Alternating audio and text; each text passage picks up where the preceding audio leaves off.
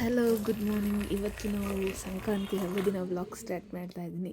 So ಮನೆಯೆಲ್ಲ clean ಮಾಡಿದ್ವಿ. ನಾನು ಆ, ಎಲ್ಲ ಅದಕ್ಕೂ ಮಧ್ಯಾಹ್ನ ಬೇಳೆ ಸಾರು ಮಾಡಬೇಕು ಅಂತ ಅದಕ್ಕೆ ರೆಡಿ ಮಾಡ್ಕೊಳ್ತಾ ಇದ್ದೆ. ಇಲ್ಲಿ ರಕ್ಷಿತ್ ಸ್ವೀಟ್ ಪೊಂಗಲ್, ಖಾರ ಪೊಂಗಲ್ ಎರಡೂ ಮಾಡ್ತಾಯಿದ್ದಾರೆ. ಸೊ ಅವರೆಕಾಳು ಹಾಕಿದ್ವಿ ಸ್ವೀಟ್ ಪೊಂಗಲ್ಗೆ. ಆ್ಯಂಡ್ ಸ್ವೀಟ್ ಪೊಂಗಲ್ ಸಕ್ಕತ್ತಾಯಿತು. ಲೈಕ್ ಹಯಗ್ರೀವ ಅಂತಾರಲ್ಲ, ಈ ಟೆಂಪಲೆಲ್ಲ ಯೂಶ್ವಲಿ ಪ್ರಸಾದ ಕೊಡ್ತಾರಲ್ಲ, ಆ ಥರ ಟೇಸ್ಟ್ ಇತ್ತು.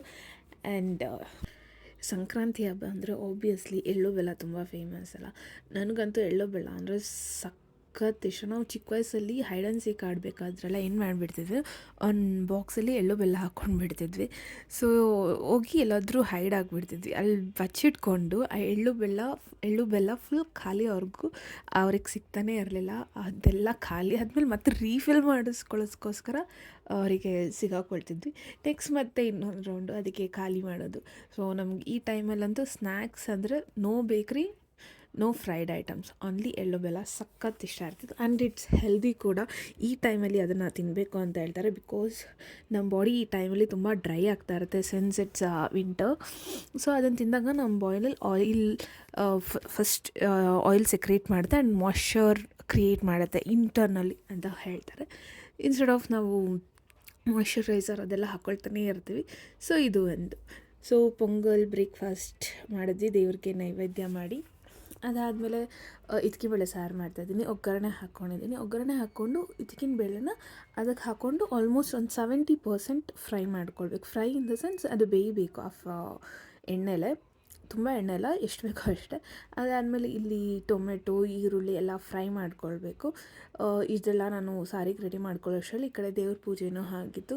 ಸೊ ಹಬ್ಬ ಆಗಿರೋದ್ರಿಂದ ಸ್ಪೆಷಲ್ ಪೂಜಾ ದೇವರಿಗೆ ನೈವೇದ್ಯ ಕೂಡ ಮಾಡಿದ್ವಿ. ಸ್ವೀಟ್ ಪೊಂಗಲ್, ಖಾರ ಪೊಂಗಲ್. ಆ್ಯಂಡ್ ಇದು ಎಳ್ಳು ಬೆಲ್ಲ, ಅದು ಬೆಂಗಳೂರಲ್ಲಿ ಅಮ್ಮ ಮಾಡಿ ಕಳಿಸಿದ್ದು. ಬಿಕಾಸ್ ನನಗೆ ಟೈಮ್ ಇರಲಿಲ್ಲ ಈ ಸರಿ ಮಾಡೋದಕ್ಕೆ, ಬಿಕಾಸ್ ನಾನು ಯಾವತ್ತೂ ಮಾಡಿಲ್ಲ. This is my first Sankranti actually.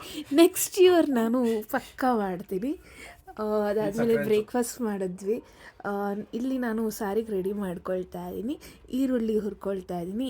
ಈರುಳ್ಳಿ ಆ್ಯಂಡ್ ಒಣಮೆಣ್ಸಿನ್ಕಾಯಿ ಎರಡನ್ನೂ ಹುರ್ಕೊಂಡು, ಈ ಒಣಮೆಣ್ಸಿನ್ಕಾಯಿ ಯಾವ ಇದಂದರೆ ಒಂದು ಸೇರು ಕಾಳಿಗೆ 10 ಮೆಣ್ಸಿನ್ಕಾಯಿ ಥರ. ಸೊ ಅದನ್ನು ರುಬ್ಕೊಂಡೆ. ಈರುಳ್ಳಿ ಮೆಣ್ಸಿನ್ಕಾಯಿ ರುಬ್ಕೊಂಡಿರೋದನ್ನು 70% ಕಾಳು ಏನು ಬಂದಿದ್ದು ಅದಕ್ಕೆ ಹಾಕ್ಕೊಂಡು ಮಿಕ್ಸ್ ಮಾಡಬೇಕು. ಅದು ನೆಕ್ಸ್ಟ್ ಕಾಳಲ್ಲಿ ಅದರಲ್ಲಿ 90% ಆಗೋವರೆಗೂ ಹಾಗೆ ಬಿಡಬೇಕು.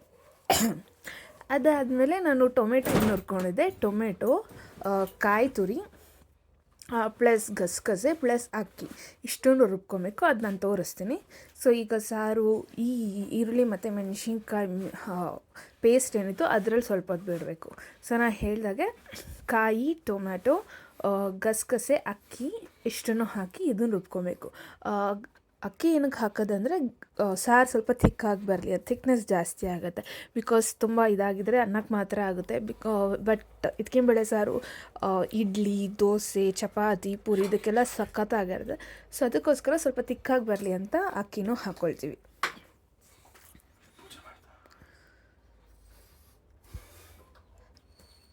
ಸೊ ಅದ್ರದ್ದು ಪೇಸ್ಟ್ ರೆಡಿ ಆಗಿದೆ. ಸೊ ಇದನ್ನು ಕೂಡ ಅದಕ್ಕೆ ಆ್ಯಡ್ ಮಾಡೋಣ.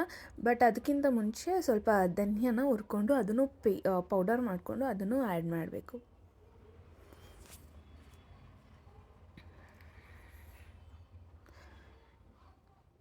ಇದೊಂದು 5-6 ಸ್ಪೂನ್ ಧನಿಯಾದ ಪುಡಿ ಸಾಕು. ಅದಾದಮೇಲೆ ನಮ್ಮದು ಟೊಮೆಟೊ, ಕಾಯಿ ತುರಿ, ಗಸಗಸೆ ಅಕ್ಕಿ ಪೇಸ್ಟ್ ನಿಂತು ಅದನ್ನು ಆ್ಯಡ್ ಮಾಡ್ತಾಯಿದ್ದೀನಿ. ಅದನ್ನು ಆ್ಯಡ್ ಮಾಡಿ ಎಷ್ಟು ಬೇಕೋ ಅಷ್ಟು ಕನ್ಸಿಸ್ಟೆನ್ಸಿ ನೋಡಿಕೊಂಡು ನೀರು ಹಾಕ್ಕೊಂಡು ಕಾಳು 100% ಬೇಯಬೇಕಿದ್ರಲ್ಲಿ ಈಗ. ಸೊ ಇದಾಗಿತ್ತು ನನ್ನ ಸಂಕ್ರಾಂತಿ